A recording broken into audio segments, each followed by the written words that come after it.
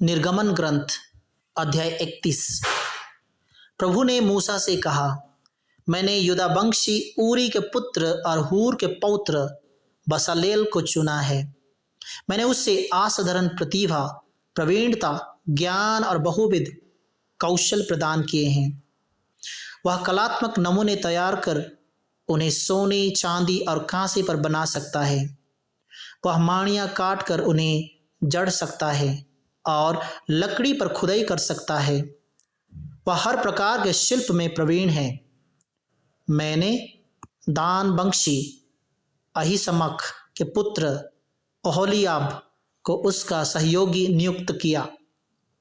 मैंने अन्य सभी शिल्पकारों को कौशल प्रदान किया जिससे वे यह सब बना सकें जिसके विषय में मैंने तुमको आदेश दिया, अर्थात दर्शन कक्ष, विधान की मंजूषा, उसका छदन फलक और तंबू की अन्य वस्तुएं, मेज, शुद्ध सोने को दीप वृक्ष और उनका सारा सामान, धूप की बेदी, होम बलि की बेदी और उसके सब पात्र, चिलमची और उसकी चौकी, बुने हुए वस्त्र, याजक हारून के लिए पवित्र वस्त्र और उसके पुत्रों के वस्त्र जब वे याजक का कार्य करते हैं, अभ्यंजन का तेल और पवित्र स्थान के लिए सुगंधित लोबन।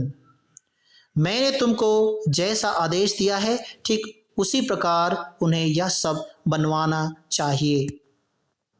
प्रभु ने मूसा से कहा, तुम इस्राएलियों को आदेश दो कि वे मेरा विश्राम दिवस मनाएं, क्योंकि वह उनके लिए और भावी पीढ़ियों के लिए एक चिन्ह है कि मैं वह प्रभु हूँ जो उन्हें पवित्र करता है। विश्राम दिवस मनाओ क्योंकि वह तुम्हारे लिए पवित्र है। जो उसे अपवित्र करेगा उसे मृत्युदंड दिया जाएगा। प्रत्येक व्यक्ति जो उस दिन काम करे अपनी जाति से बहिष्कृत कर दिया जाए। 6 दिन तक काम किया जाए परंतु 7वां दिन पूर्ण विश्राम दिवस हो, वह प्रभु के लिए पवित्र है। जो व्यक्ति विश्राम दिवस पर काम करेगा उसे मृत्युदंड दिया जाएगा। इस प्रकार इस्राएली लोग विश्राम दिवस मनाएं। वे पीढ़ी दर पीढ़ी चिरस्थायी आदेश के अनुसार विश्राम दिवस मनाएं। वह सदा सर्वदा के लिए मेरे और इस्राएल के बीच के संबंध का चिन्ह होगा, क्योंकि 6 दिनों में प्रभु ने स्वर्ग और पृथ्वी को बनाया था, किंतु 7वें दिन उसने कार्य समाप्त कर विश्राम किया। जब प्रभु सिनाई पर्वत पर मूसा से अपनी बातें समाप्त कर चुका, तब उसने उसे विधान की 2 पाटियां, ईश्वर के हाथ से लिखी हुई 2 पत्थर की पाटियां दी। अध्याय 32। इधर जब लोगों ने देखा कि मूसा पर्वत पर से उतरने में विलंब कर रहा है, तब वे हारून का विरोध करने के लिए इकट्ठे होकर उससे कहने लगे, अब हमारे ऐसे देवता बनाओ जो हमारे पथ प्रदर्शक हों, क्योंकि पता नहीं उस मूसा का क्या हुआ जिसने हमें मिस्र से निकाला था। इस पर हारून ने उनसे कहा, अपनी पत्नियों, अपने पुत्रों और अपनी पुत्रियों के कानों की सोने की बालियां उतार कर मेरे पास ले आओ। इसलिए सब लोगों ने अपने कानों की सोने की बालियां उतार कर हारून को सौंप दी। उसने उनके हाथों से सोना लेकर और सांचे में ढालकर एक बछड़े की प्रतिमा बनाई। तब लोग कहने लगे, इस्राएल यही तुम्हारा वह देवता है जो तुमको मिस्र देश से निकाल लाया। यह देखकर हारून ने उसके सामने एक वेदी बनाई। फिर हारून ने ऊंचे स्वर से यह घोषणा की, कल प्रभु के लिए एक उत्सव मनाया जाएगा। लोग बड़े सवेरे उठकर होम बलियां और शांति के बलिदान चढ़ाने लगे। फिर लोग खाने पीने के लिए बैठ गए। इसके बाद वे उठकर नाचने गाने लगे। प्रभु ने मूसा से कहा, पर्वत से उतरो, क्योंकि तुम्हारी प्रजा जिसे तुम मिस्र से निकाल लाए हो भटक गई है। उन लोगों ने शीघ्र ही मेरा बताया हुआ मार्ग छोड़ दिया। उन्होंने अपने लिए ढाली हुई धातु का बछड़ा बनाकर उसे दंडवत किया और बाली चढ़ाकर कहा, इस्राएल यही तुम्हारा देवता है, यही तुम्हें मिस्र से निकाल लाया। प्रभु ने मूसा से कहा, मैं देख रहा हूं कि ये लोग कितने हठधर्मी हैं। मुझे इनका नाश करने दो। मेरा क्रोध भड़क उठेगा और इनका सर्वनाश करेगा। तब मैं तुम्हारे द्वारा एक महान राष्ट्र उत्पन्न करूंगा। मूसा ने अपने प्रभु ईश्वर का क्रोध शांत करने के उद्देश्य से कहा, प्रभु, यह तेरी प्रजा है जिसे तू सामर्थ्य तथा भुजबल से मिस्र से निकाल लाया। इस पर तू कैसे क्रोध कर सकता है? मिस्रियों को यह कहने का अवसर क्यों मिले कि बुरे उद्देश्य से वह उन्हें निकाल लाया, जिससे वह उन्हें पर्वतों के बीच मार डाले और पृथ्वी पर से मिटा दे। अपनी क्रोधाग्नि को शांत कर और अपनी प्रजा पर विपत्ति न आने दे। अपने सेवकों को इब्राहिम, इसहाक और याकूब को याद कर। तूने शपथ खाकर उनसे यह प्रतिज्ञा की है, मैं तुम्हारी संतति को स्वर्ग के तारों की तरह असंख्य बनाऊंगा और अपनी प्रतिज्ञा के अनुसार तुम्हारे वंशजों को यह समस्त देश प्रदान करूंगा और वे सदा के लिए इसके उत्तराधिकारी हो जाएंगे। तब प्रभु ने अपनी प्रजा को दंड देने की जो धमकी दी थी उसका विचार छोड़ दिया। मूसा विधान की दोनों पट्टियां हाथ में लिए पर्वत से उतरकर लौटा।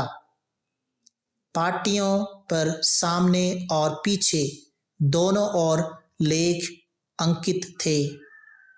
वे पाटियां ईश्वर की बनाई हुई थी और उन पर जो लिपि अंकित थी वह ईश्वर की अपनी लिपि थी। योशुआ ने लोगों का कोलाहल सुनकर मूसा से कहा, शिविर में से लड़ाई जैसी आवाज आ रही है। उसने उत्तर दिया, या ना तो विजेताओं का उल्लास है और ना पराजितों का विलाप। मैं तो गाने की आवाज सुन रहा हूं। शिविर के पास पहुंचकर मूसा ने बछड़े की प्रतिमा और लोगों का नृत्य देखा। उसका क्रोध भड़क उठा और उसने अपने हाथ की पाटियों को पहाड़ के निचले भाग पर पटक कर टुकड़े टुकड़े कर दिए। उसने लोगों का बनाया हुआ बछड़ा लेकर जला दिया। उसने उसकी राख पीस कर चूर चूर कर डाली और उसे पानी में छिड़क कर इस्राएलियों को पिला दिया। तब मूसा ने हारून से पूछा, इन लोगों ने तुम्हारे साथ कौन सा अन्याय किया जो तुमने इन्हें इतने घोर पाप में डाल दिया है? हारून ने उत्तर दिया, महोदय, आप क्रोध ना करें।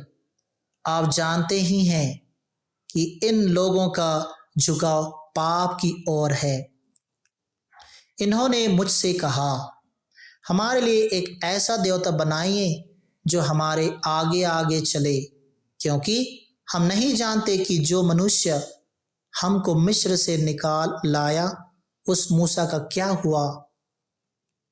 तब मैंने इनसे कहा, जिसके पास सोने के आभूषण हो वे उन्हें उतार कर ला दें। उन्होंने मुझे सोना ला दिया। मैंने उसे आग में डाला और इस प्रकार यह बछड़ा बन गया। जब मूसा ने देखा कि लोग उच्छृंखल हो गए हैं और हारून ने उसे नियंत्रण में नहीं रखा है, जिससे वे अपने शत्रुओं के लिए हंसी के पात्र बन गए हैं, तो उसने शिविर के प्रवेश पर खड़ा होकर कहा, जो प्रभु का साथ देता है वह मेरे पास आए। सब लेवी उसके पास आए। उसने उनसे कहा, प्रभु इस्राएल के ईश्वर का यह कहना है, तुम में से प्रत्येक अपनी तलवार अपनी कमर में बांध ले और शिविर में एक सिरे से दूसरे सिरे तक जाकर सबको मार डाले, चाहे वे अपने भाई, मित्र या पड़ोसी ही क्यों ना हो। लेवियों ने मूसा के आदेश का पालन किया। उन दिन लगभग 30,000 व्यक्ति मारे गए। इसके बाद मूसा ने कहा, आज तुम प्रभु को अर्पित हो गए हो, क्योंकि तुमने अपने पुत्रों और भाइयों का विरोध किया और प्रभु ने इस दिन तुमको आशीर्वाद दिया। दूसरे दिन मूसा ने इस्राएलियों से कहा, तुम लोगों ने घोर पाप किया है। मैं अब पर्वत पर प्रभु के पास जा रहा हूँ। यदि हो सका तो मैं तुम्हारे पाप का प्रायश्चित करूँगा। मूसा ने प्रभु के पास आकर कहा, हाय, इन लोगों ने घोर पाप किया है। इन्होंने अपने लिए सोने का देवता बनाया है। ओह, यदि तू इन्हें क्षमा कर दे, नहीं तो मेरा नाम अपनी लिखी हुई पुस्तक से निकाल दे। प्रभु ने उत्तर दिया, जिसने मेरे विरुद्ध पाप किया है उसी को मैं अपनी पुस्तक से निकाल दूंगा। अब तुम जाकर लोगों को उस स्थान ले चलो जिसे मैंने तुम्हें बताया है। मेरा दूत तुम्हारे आगे आगे चलेगा। जब दंड देने का दिन आएगा तब मैं लोगों को उनके पाप का दंड दूंगा। प्रभु ने हारून के द्वारा बनाए बछड़े की प्रतिमा के कारण उन लोगों पर आपत्तियां ढाई। अध्याय 33। तब प्रभु ने मूसा से कहा, यहाँ से प्रस्थान करो, तुम और वे लोग जिन्हें तुम मिस्र से निकाल लाए हो, उस देश की ओर प्रस्थान करें जिसे मैंने शपथ खाकर यह कहते हुए इब्राहिम, इसहाक और याकूब को देने की प्रतिज्ञा की है, मैं उसे तुम्हारे वंशजों को प्रदान करूंगा। मैं एक दूत को तुम्हारे आगे भेजूंगा और कनानियों, अमोरियों, हित्तियों, परिज्जियों, हिवियों और यबूसियों को भगा दूंगा।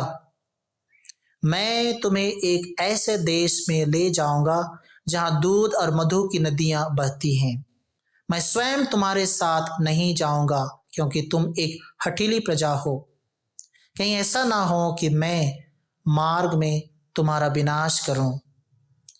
जब लोगों ने यह दुखद समाचार सुना तो वे शोक मनाने लगे और किसी ने भी आभूषण नहीं पहना, क्योंकि प्रभु ने मूसा से कहा था कि इस्राएलियों से कहो कि तुम एक हठीली प्रजा हो।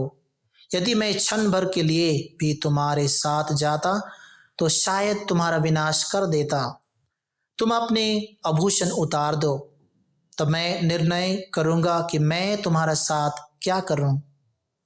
इसलिए होरे पर्वत के बाद इस्राएलियों ने अपने आभूषण नहीं पहने। मूसा ने तंबू को उठवाकर शिविर के बाहर कुछ दूरी पर खड़ा कर दिया और उसका नाम दर्शन कक्ष रखा। यदि कोई प्रभु से परामर्श लेना चाहता था तो वह शिविर के बाहर उस दर्शन कक्ष के पास चला जाता था। जब मूसा उस तंबू की ओर जाता था तो सब लोग अपने अपने तंबू के द्वार पर खड़े हो जाते और मूसा को तब तक देखते रहते थे जब तक वह तंबू में प्रवेश ना करें।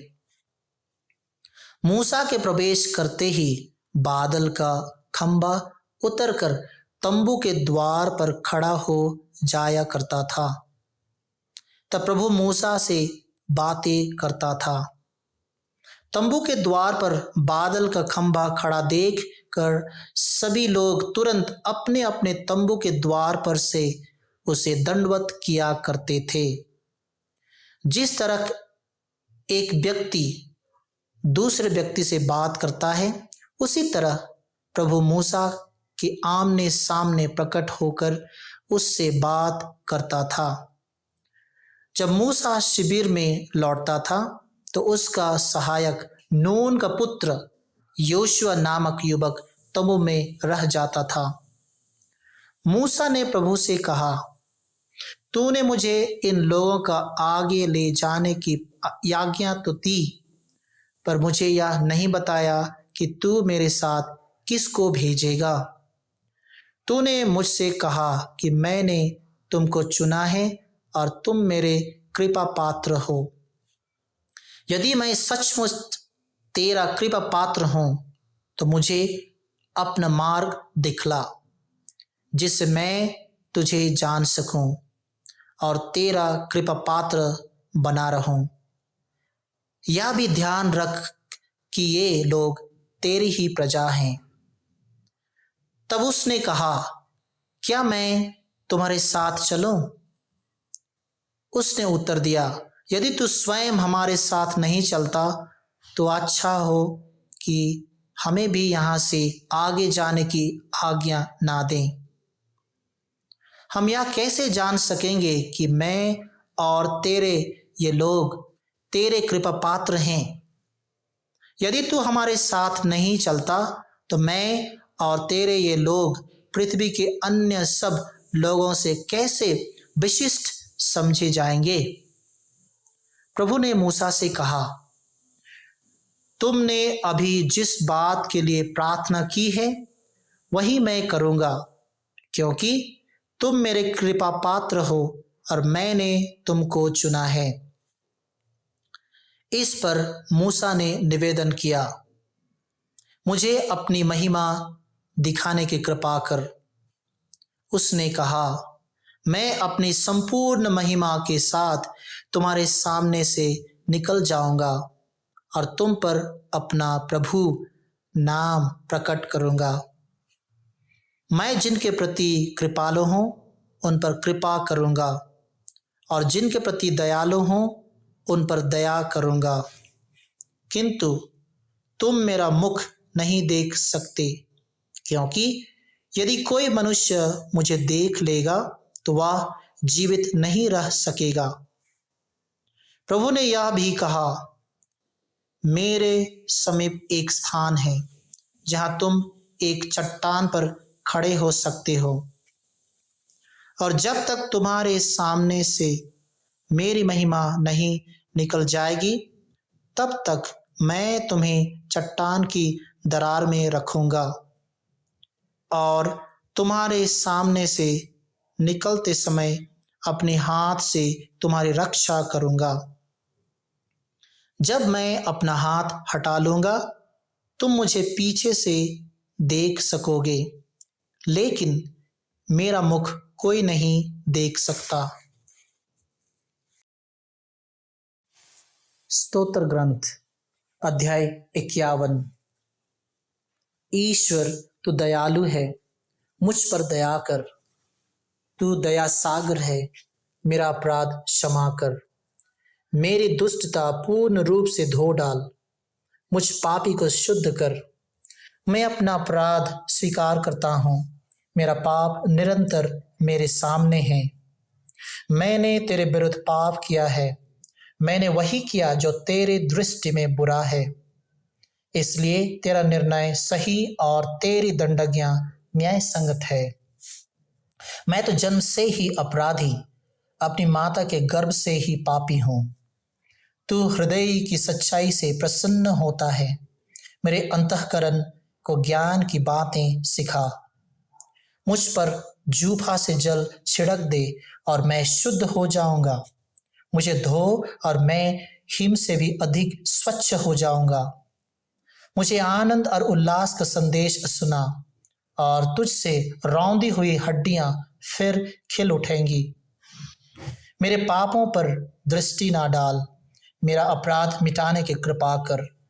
ईश्वर, मेरा हृदय फिर शुद्ध कर और मेरा मन फिर सुदृढ़ बना। अपने सानिध्य से मुझे दूर ना कर, अपने पवित्र आत्मा से मुझे वंचित ना कर। मुक्ति का आनंद मुझे फिर प्रदान कर, उदारता में मेरा मन सुदृढ़ बना।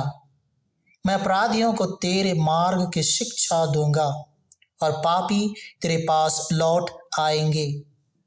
ईश्वर, तू मेरे मुक्तिदाता, मेरा उद्धार कर और मैं तेरी भलाई का बखान करूंगा। प्रभु, मेरे होंठ खोल दे और मेरा कंठ तेरा गुणगान करेगा। तू बलिदान से प्रसन्न नहीं होता। यदि मैं होम चढ़ाता तो तू उसे अस्वीकार करता। मेरा पश्चाताप ही मेरा बलिदान होगा। तू पश्चातापी दीनहीन हृदय का तिरस्कार नहीं करेगा। प्रभु, सियोन पर दया दृष्टि कर, यरूशलेम की चार दीवारी फिर उठा। तब तू योग्य बलिदान, होम तथा पूर्णाहुति स्वीकार करेगा और तेरी वेदी पर बछड़े चढ़ाए जाएंगे।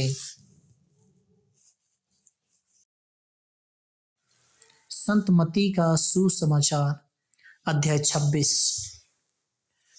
उनके भोजन करते समय ईसा ने रोटी ले ली और धन्यवाद की प्रार्थना पढ़ने के बाद उसे तोड़ा और यह कहते हुए शिष्यों को दिया, ले लो और खाओ, यह मेरा शरीर है। तब उन्होंने प्याला लेकर धन्यवाद की प्रार्थना पढ़ी और यह कहते हुए उसे शिष्यों को दिया, तुम सब इसमें से पियो, क्योंकि यह मेरा रक्त है, विधान का रक्त, जो बहुतों की पाप क्षमा के लिए बहाया जा रहा है। मैं तुम लोगों से कहता हूँ, जब तक मैं अपने पिता के राज्य में तुम्हारे साथ नवीन रस ना पी लूं, तब तक मैं दाख का यह रस फिर नहीं पीऊंगा। शिष्यों की भावी निर्बलता। भजन गाने के बाद वे जैतून पहाड़ चल दिए। उस समय ईसा ने उनसे कहा, इसी रात को तुम सब मेरे कारण विचलित हो जाओगे, क्योंकि यह लिखा है, मैं चरवाहे को मारूंगा और झुंड की भेड़ें तितर बितर हो जाएंगी। किंतु अपने पुनरुत्थान के बाद मैं तुम लोगों से पहले गलीलिया जाऊंगा। इस पर पेतरुस ने ईसा से कहा, आपके कारण चाहे सभी विचलित हो जाए, किंतु मैं कभी विचलित नहीं होऊंगा। ईसा ने उसे उत्तर दिया, मैं तुमसे यह कहता हूं, इसी रात को मुर्गे के बांग देने से पहले ही तुम मुझे 3 बार अस्वीकार करोगे। पेतरुस ने उनसे कहा, मुझे आपके साथ चाहे मरना ही क्यों ना पड़े, मैं आपको कभी अस्वीकार नहीं करूंगा। और सभी शिष्यों ने यही कहा।